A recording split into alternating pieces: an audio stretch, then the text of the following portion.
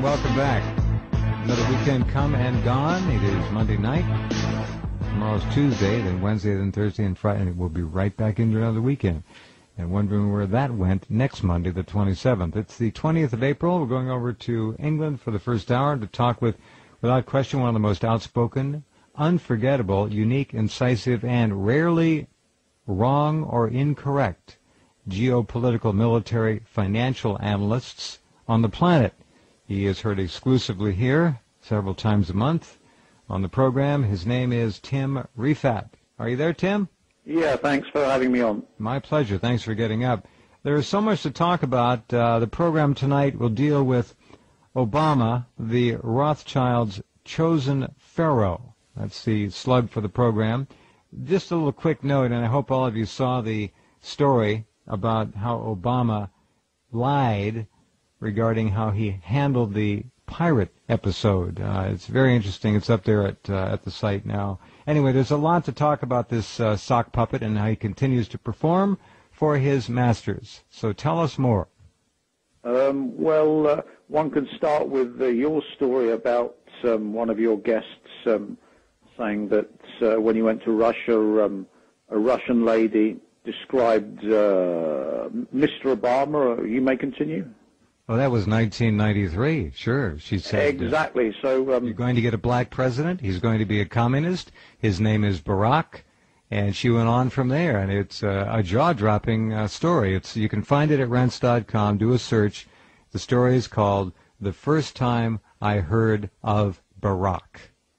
Now, one must ask, why would the Rothschilds, at this juncture in time, when Gordon Brown is proclaiming the New World Order, yet again, even though the banksters have collapsed the world economy, why are they so sure they're going to get their New World Order, one world government? Well, for that we have to look at the nature of humans. Now, hasn't it puzzled you, Jeff, that the majority of Westerners, especially, obey, cause no trouble, and to all intents and purposes, act as versions of the Stepford Wives, if you've ever seen the Stepford Wives? Yeah. It's a film where the males in the town replace their women with androids, robots, so that they will do what they're told on demand, and all free will is eradicated. Now, what the Rothschilds, who are the masters of the so-called free world Zionist empire, they have for a long time been stockpiling the so-called occult secrets, what you would prosaically call the ability to control the masses. Mm-hmm. Now, why can we control the masses? Well, it goes back to the beginnings of civilization. Man was originally a hunter-gatherer, and what happened was that he hunted in packs, and this is called cursorial. For example, a tiger will pursue the prey, and if it doesn't catch the prey, it will give up. But a cursorial pack, like the wolves or man, will keep on following one prey until they bring it down. So they act in conjunction, and to all intents and purposes, they're not a single entity, but like wild dogs and wolves, they're a pack or mob animal. It's called cursorial. And what devolved humans, from my opinion, was that we originally had alphas who backed up the leader, and we then had the so-called betas or drones who just obeyed. And there's been research on the numbers, which used to be, and there are normally, in a normal population, pre-Western population, there are about 85% of the population are these so-called drones who obey orders. There are about 10% of alphas who are the lieutenants, and there are about 5% who are the leaders. Mm-hmm. Now, we can see that the development of civilization, city-states, was okay if you eliminated the so-called loners. These are humans who don't fit into the pack. So even these days, loners are seen as potential criminals. It's always the lone gunman or the lone militia terrorist, etc. And they were, to make the city-states, radically hunted down by the mob. And what we got were these 5% ruling the city-state, and these 5% killed each other, and the king of the castle became the king of the castle. Now, what the Rothschilds were interested in was what the Egyptians did, which was to bring these city-states, each one ruled by the one of the 5% that kills off the rest. So we had, you can imagine, court politics. We have these 5% of leaders then link up into groupings, and researchers found that a human can only really know about 156 other people. So there's the potential then to link all the alphas, the leaders, into someone who knows these 156 so-called leaders and can produce a country. Right. And in Egyptian times, they looked at the technology of fusing city-states into one empire, basically the precursor for the Rothschild New World Order, which they wish to regenerate in modern times.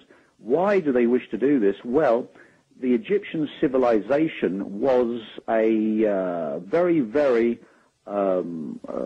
stable civilization. It lasted for about 5,000 years. And one can see that if the Rothschilds wish to govern the planet as absolute rulers, they would want to duplicate what the Egyptians used to turn the leaders of these city-states into slaves, Stepford wives, drones of the one pharaoh. And all this knowledge has been dug up, looked at most assiduously by the Stanford Research Institute and the American and British so-called occult branches, of which MI6 occult branch derived from Dr. D, the original 007 in Elizabethan times, an inventor of the most powerful form of group mind ruling Enochian magic. This has been the thrust of research, because if you can control the group mind, then, for example, you can cause the collapse of the Soviet Union. You can cause the Ukraine to be ruled by an imbecile called Yushchenko. You can cause Georgia to be ruled by someone who's even more of an imbecile than Yushchenko, which is tall order, and who declares war on a gigantic state of Russia and thinks he's going to win. Under orders, by the way. Yes. Sorry?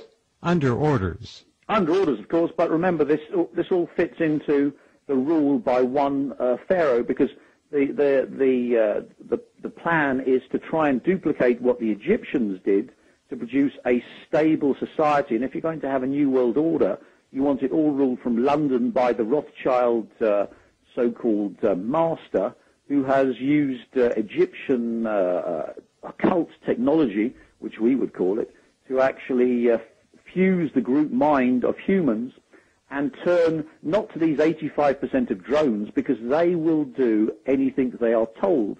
But the real thrust of the movement is to get the 15%, the 10% of alphas and the 5% of leaders to change from being alphas and leaders to be drones. Right.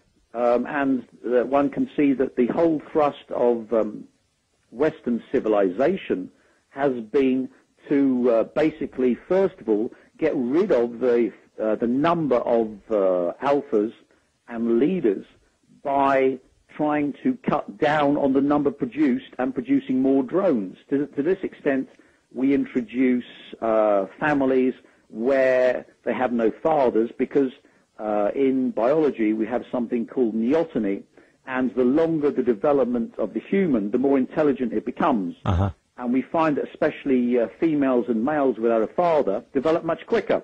Therefore, they have less time to develop intelligence and leadership abilities, which they need to be alphas and leaders. So interesting. Having the Rothschild bastard family with the father, who knows what father it was,